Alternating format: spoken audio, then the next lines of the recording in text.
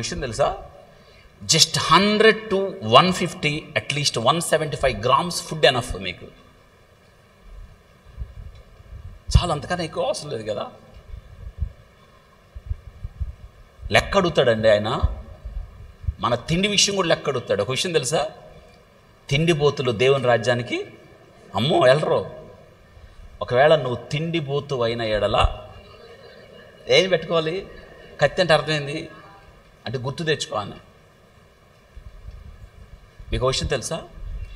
మన ఇండియాలో, ప్రత్యేకంగా మన ఆంధ్రప్రదేశ్లో పెళ్ళిళ్ళకి ఎంత ఫుడ్ వేస్ట్ అవుతుందో తెలుసా? ప్రాణం పోతూ ఉంటుందండి ఆ ఫుడ్ వేస్ట్. అది లేని వాళ్ళు ఎంతమంది తెలుసా?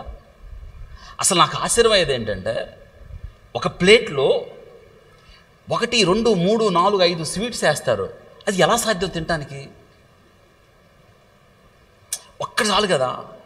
ఆ 4 ఎందుకు వేస్ట్ చేస్తున్నట్టు? ఎంత ఫుడ్ వేస్ట్ చేస్తారో తెలుసా?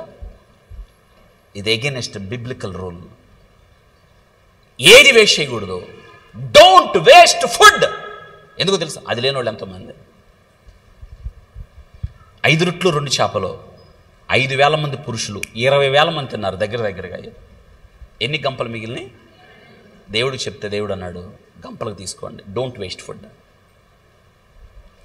ఇంకొక మాట చెప్పాడు, ఏంటో తెలుసా? అద్భుతం. దేవుడు 5 రొట్టెలు 2 చేపలు అద్భుతం చేయడానికి ముందు, వాళ్ళకు వడ్డించడానికి ముందు ఎలా కూర్చోమన్నాడు అంటే, తినేటప్పుడు క్రమశిక్షణ.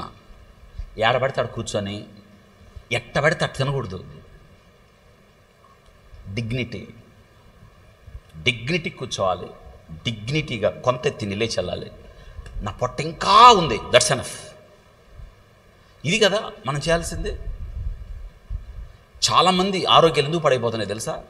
ప్రత్యేకంగా ఆంధ్రప్రదేశ్లో ఆంధ్ర చాలా తొందరగా will become the capital of the diabetes. ఎందుకంటే తెలుసా? మనం దేనికి అలవాటు పడిపోయామంటే, ఎక్కువ అన్నం తింటారు. యూనో, ఫుడ్లో వైట్ రైస్లో ఆర్సెనిక్ ఉంది.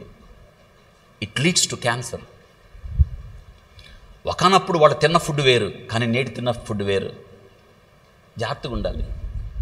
Your body is a temple of God. మీ దేహం గురించి దేవుడు లెక్క అడుగుతాడు.